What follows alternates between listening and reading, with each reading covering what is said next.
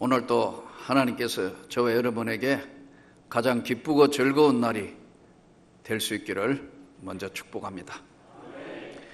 폐쇄된 사회나 또 폐쇄된 국가에 일어나는 가장 큰 문제가 통제사회라는 겁니다. 공산주의나 또는 혹시 후진국일수록 보면은 이게 통제가 심한 통제사회가 많습니다. 이들은 여행할 수도 없고 이사 갈 수도 없고 이민 갈 수도 없고 그냥 통제된 사회 속에서 살아야 하는 것이 이들 나라의 특징이에요. 그런데 참 보면 하나님이 조국 대한민국에 이렇게 경제적으로도 번성하게 할 뿐만 아니라 자유민주주의를 주셔서 어디든지 갈 수 있고 이사 갈 수도 있고 이민 갈 수도 있고 무엇인가를 다 할 수 있는 자유를 주신 게 얼마나 감사한지 모르겠어요. 오늘 이 시대를 살면서 자유를 누린다는 것의 가장 큰 공통점은 뭐냐 하니까요, 우리가 내 영혼에 억압당하지 아니하고 기쁨을 누리며 사는 거거든요.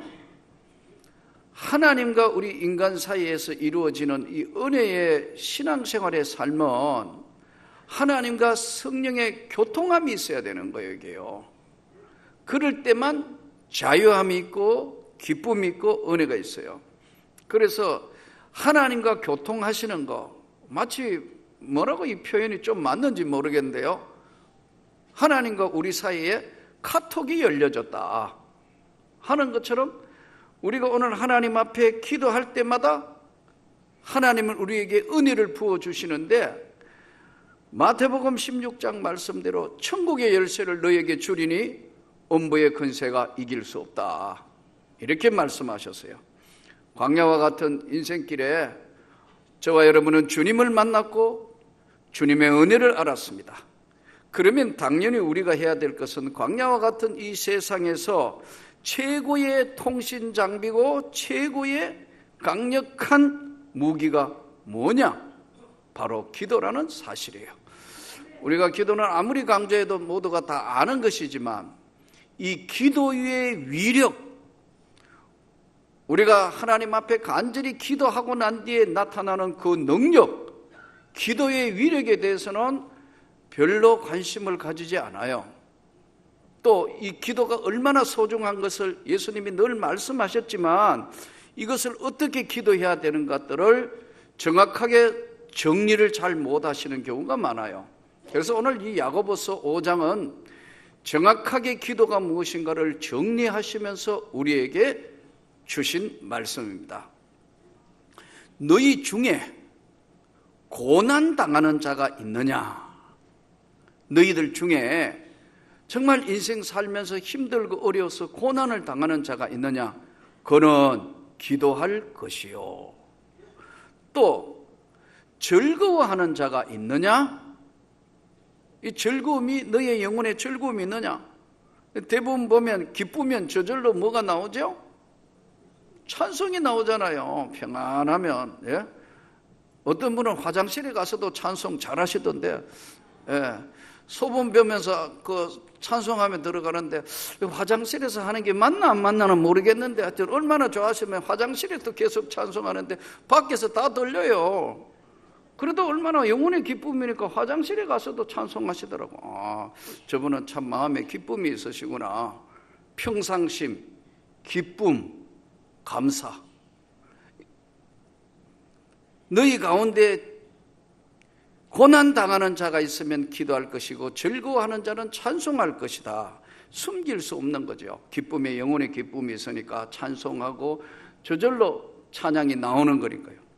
너희 중에 병든 자가 있느냐? 그는 교회 장로들을 청할 것이요 그들은 주의 이름으로 기름을 받으며 그를 위하여 기도할지라. 주의 이름으로 기도할지라. 병든 자가 있느냐? 주의 이름으로 기도할 것이다. 이 말씀을 통해서 언제 기도해야 되느냐? 성경은 분명히 고난당할 때, 내 인생 삶에 너무 힘들고 어려운 위기가 찾아왔을 때, 그리고 생각지도 아니하는 질병인 병든 자가 있느냐? 서로 기도할지니라. 그래서 기도할 때를 정확하게 정리를 해 놓으셨어요. 그러니까 우리가 늘 기도하고 있지만 너희 가운데 고난 당하는 자가 있느냐? 병든 자가 있느냐? 인생의 위기가 찾아왔을 때, 질병이 찾아왔을 때 너는 기도해야 된다는 것을 정확하게 말씀해요. 자, 그러면 우리가 늘 이제 한 가지 알아야 할 것은, 오늘 이 본문에 두 가지의 중요한 말씀이 양면성을 가지고 있어요. 하나는 기도해야 된다는 것에 대한 말씀이에요. 그렇죠? 언제? 고난당할 때, 질병이 찾아왔을 때, 또 여러 가지 어려움이 내 인생에 찾아왔을 때, 위기가 왔을 때 그는 기도할 것이고, 찬송은 조금 전에 말씀드린 것처럼 내 영혼의 기쁨이 찾아왔으니까 저절로 찬송하게 되는 거니까요. 그러면 여기서 오늘 이 본문을 사고 있는 중요한 해석이, 믿음의 기도는 기도인데 왜 앞에 믿음의 기도는 병든 자를 일으키리니, 이렇게 말씀해요. 그러면 언제 기도해야 되는가는 정리가 됐으니까요. 그러면 어떻게 기도해야 되는가? 믿음의 기도를 해야 된다는 거죠. 그러면 우리가 여러 가지 많은 말씀을 가운데 믿음의 기도가 뭐냐는 거예요. 우리가 새벽 기도도 하고 금요 기도회도 하고 어떤 상태에서 기도를 하는데, 이 기도가 믿음의 기도라는 중요한 이 말씀이 오늘 우리가 주목하고 성경적인 해석을 통해서 다시 한번 점검을 해봐야 돼요. 과연 내가 믿음의 기도를 하고 있는 것인가? 이 믿음의 기도가, 우리가 하나님 앞에 믿음의 기도를 할 때는 반드시 하나님이 그 기도에 응답하시고 나타내 보이시고 성경적으로 우리에게 하나님의 큰 능력과 권능으로 역사하시는데, 우리 쪽에서 보면은 이 믿음의 기도가 한다고 하지만 하나님 중심에서 볼 때는 믿음의 기도가 잘 안 되는 거예요. 왜 그러냐 하면요, 성경 안으로 들어가 보면 성경의 구약 성경 전체를 보면 큰 사건이 일어나는데 두 가지예요. 하나는 출애굽기 13장에 나오는 홍해가 갈라지는 사건이에요. 그것은 인간의 힘으로 할 수 없는 것을 하나님이 모세를 통해서 지팡이를 내밀으라. 모든 지금 이스라엘 백성들은 모세를 원망하는 거예요.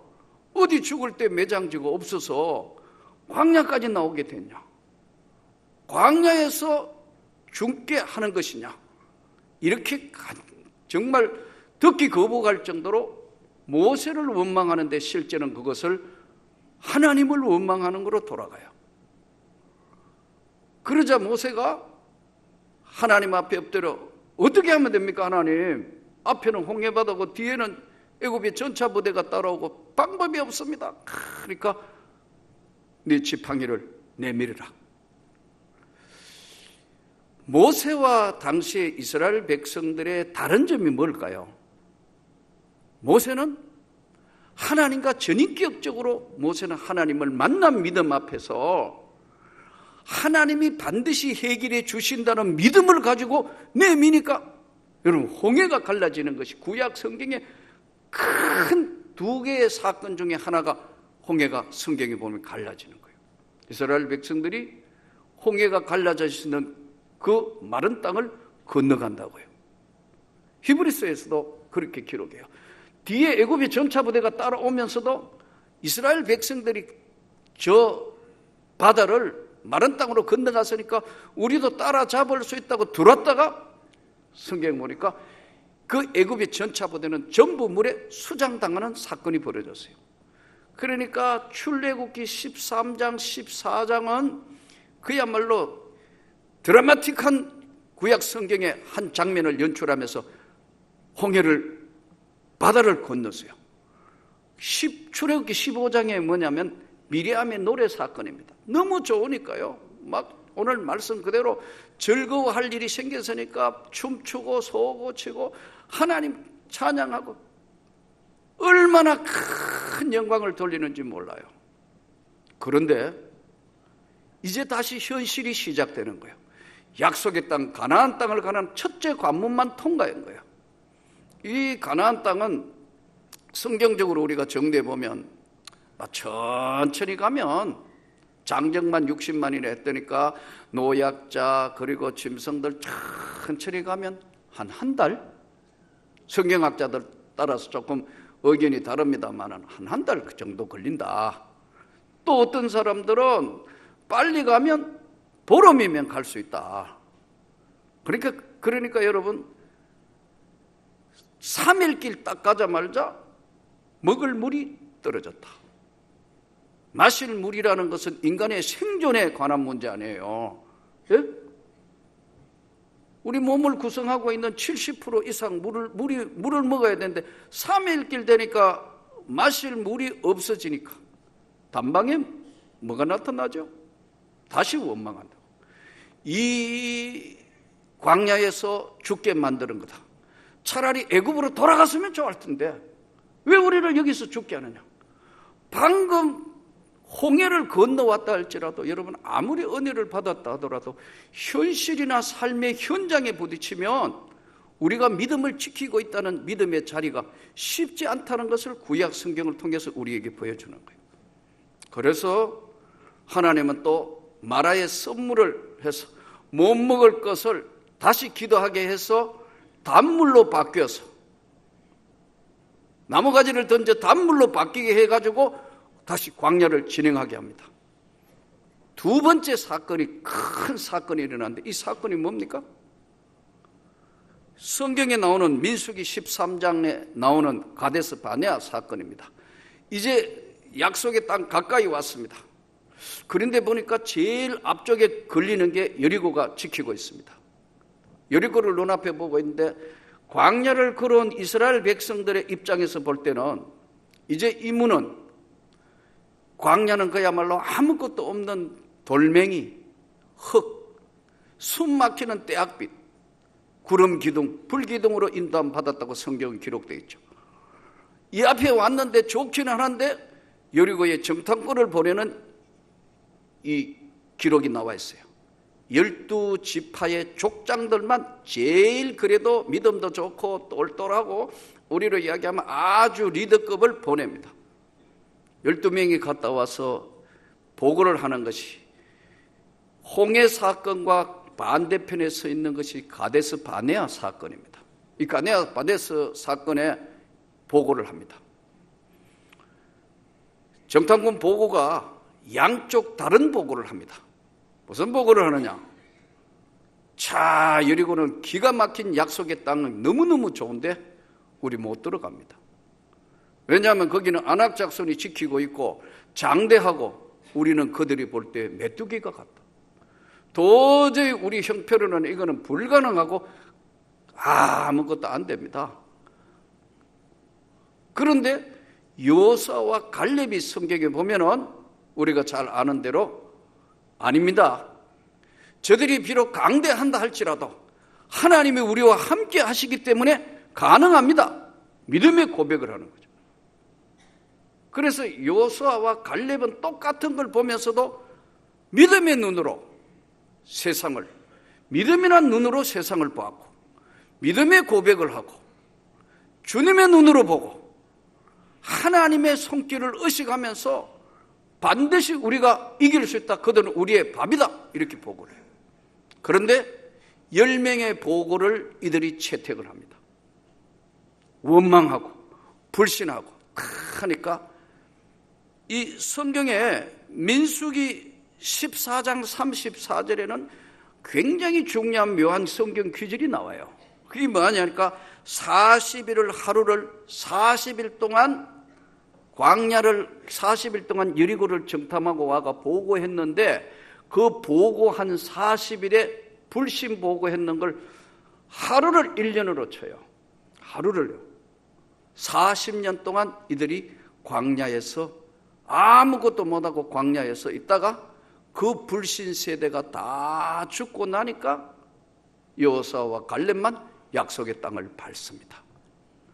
이 믿음이라는 것이 오늘 간단하게 믿음의 기도는 병든 자들을 일으키고, 믿음의 기도는 죄사함도 주시고 하나님의 역사하는 힘이 크다. 왜 여기 이제까지 쭉 나왔다 고난당하는 자가 있느냐, 내 삶에 병든 자가 있느냐, 내 삶에 어려움이 있느냐 다 말씀해놓고 거기에 믿음의 기도라는 말씀을 하시느냐는 거예요. 우리가 늘 기도하고 있고 그러지만 하나님 앞에 믿음의 기도가 이렇게 중요하다는 걸 말씀합니다.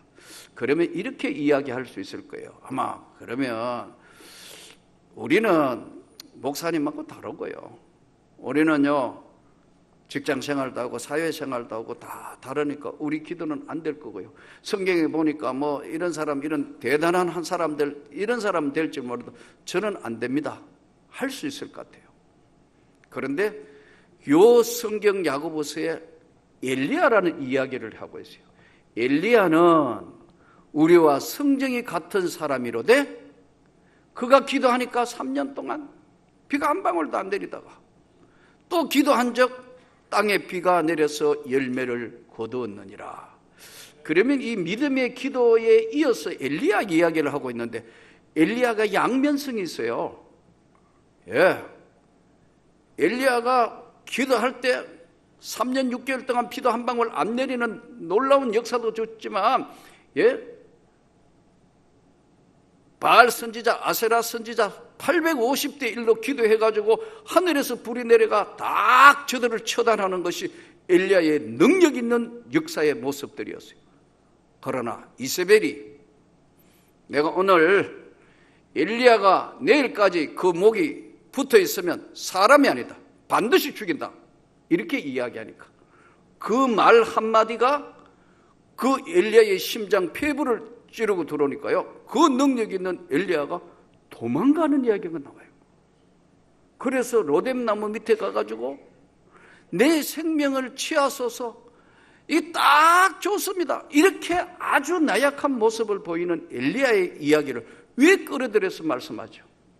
여러분, 저와 여러분은 연약한 존재이기 때문에 전적으로 주께서 이렇게 주시도록 믿고 기도해야 합니다. 여러분, 이 믿음의 기도가 바로 사람을 의지한다든가 사람의 기도가 아니고 주께서 하실 줄로 믿고 기도해야 되는 거예요. 세상에서 제일 강하고 무서운 게 뭐냐면 끈질기게 기도하는 사람입니다. 욕심으로 기도하는 것이 아니고 정말 하나님 앞에 끈질기게 기도하는 믿음의 기도는 병든 자를 일으킨다. 하나님이 역사하신다는 거예요. 그것을 오늘 성경이 말씀하는 거예요. 그래서 기도하실 때 이제 우리가 다시 한번 정리해 보면, 내가 정말 믿음으로 하나님 앞에 구하고 기도하는 것인가? 끈질기게 기도하고 있는 것인가? 목회자인 저도 어떨 때 기도하다가 낙심될 때가 와요. 아, 이거 엘리야의 낙심이 내한테 찾아왔구나 하다가 이거 정말 될까? 아닙니다. 주님, 잘못했습니다. 믿고 기도하는 자에게는 반드시 이런 역사가 나타나는데 내 믿음 없는 걸 도와주십시오. 수르보니게 연차, 나에게 주님 도와주십시오. 저 믿고 기도합니다. 내게 은혜를 주십시오.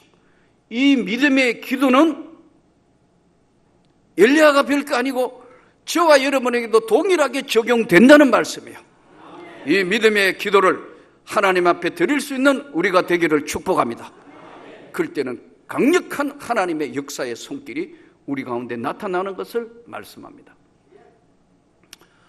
지난번에도 저희 교회에 오셔가지고 간증했던 작가분, 참 훌륭한 분이, 그래서 제가 한번 명사 초청하셔서 오신 분이지 않습니까? 제가 식사하면서 그렇게 이야기해 봤어요. 참 대단한 그런 수백만 사람들이 책을 읽고 감동을 받았는데, 어떠세요? 그랬더니, 목사님, 제가요 공황장애자입니다. 공황장애자. 공황장애. 자기 그런 이야기를 하더라고요. 제가요 이 정신질환인 공황장애가 찾아와서 너무 힘들었습니다. 7년간 무지무지한 고통 속에 살았습니다. 4년 동안은 밖에 거의 한 번도 안 나오고 그냥 집안에만 누워 있어서 참 힘들었대요. 그래서 그때 제가 물어봤어요. 공황장애가 어떤 거예요? 그랬더니요, 이런 거래요. 길거리 지나가다가 신호대를 건너야 되는데, 요 신호대를 건너야 되는데 서 있으면 못 건너는 거예요. 다른 사람 다 건너잖아요. 근데 자기는 건널 수가 없대요. 왜냐하면 건널라 하면 차가 없는데도 차가 와서 자기를 치워버릴 것 같은 강박을 받는 거예요. 그럼 못 건너는 거예요. 그래서 오전 내에 건널까 말까 몇 발 뛰어갔다가 다시 돌아오면 식은땀이 온몸에 흐르는데 아무것도 할 수 없는 공황장애. 그래서 자기는 예배 드리는데 이 안에 앉아 있을 수가 없기 때문에 저 뒤에 바깥에 비 맞으면서 울면서 그런 날들도 여러 날 있었대요. 그래서 제가 물어봤어요. 지금은 괜찮았냐고 하니까 아직도 진행 중인데 이제 견딜 수 있는 믿음을 주셨다는 거예요. 견딜 수 있는 믿음을 주셨다는 거예요. 이 믿음의 기도입니다, 여러분. 그 아내가 얼마나 기도 많이 했겠어요. 이 세상을 살면서 믿음의 기도만큼 무서운 건 없어요. 믿음의 기도.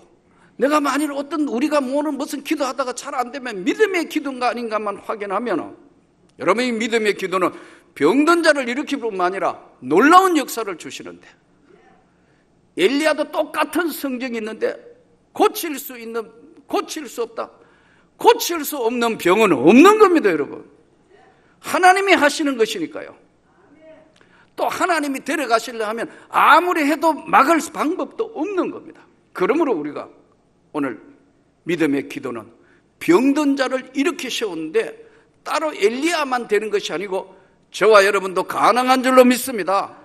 그렇기 때문에 믿음의 기도를 해야 되는 겁니다. 하나님, 우리 가정에 이런 문제가 있기 때문에 주님이 해결해 주십시오.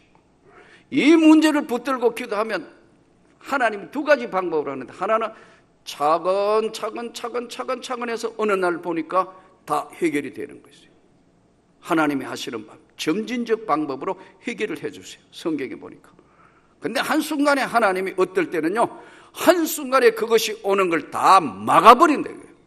위기, 기회, 고통, 한순간에 위기와 고통이 엇갈려 오지만 다 막으신다는 거예요. 하나님. 홍해를 가르치는 방법도 하시고, 때로는 광야에서 훈련도 하시고, 우리를 오늘 또 이 어둠의 세상 가운데 사는 우리들에게 기도하게 하시는 믿음의 기도는 어떤 것이든 병든 자도 일으켜 세우고 제약에서 끌어내리라. 저는 그분하고 이야기하면서 참 많은 걸 배웠어요. 그렇구나. 목사님 다 끝내놓고 제보고 그러더라고. 저 마지막 저를 위해서 기도해 주세요 하더라고. 이분은 정말 믿음이 무언가를 정확하게 알고 계신다. 이 믿음의 기도는 누구든지 저와 여러분에게도 가능합니다. 후회 주시지 않고 꾸짖지 않는 하나님 앞에 후회 주시고 꾸짖지 않는 하나님, 나는 여러분의 모든 질병을 다 치료해 주시기를 축복합니다. 또 여러분들이 하나님 앞에 구하고 있는 여러 가지 많은 어려운 문제, 산적해 있는 모든 문제, 하나님이 하나하나 다 해결해 주시고 믿음의 기도가 하나님께 영광이 되는, 나는 아무것도 못해요, 나는 안 됩니다. 아닙니다, 여러분. 누구든지 믿음의 기도는 하나님의 응답을 받게 된다는 것을 깨닫고, 이제 가을과 겨울로 가는 길목에 서 있는데, 하나님, 우리 가정의 모든 재앙을 정리해 주십시오. 기도가 응답되게 해 주시라고 믿음의 기도를 드려서 주님께 영광을 돌리는 저와 여러분이 되기를 주 예수 이름으로 축복합니다.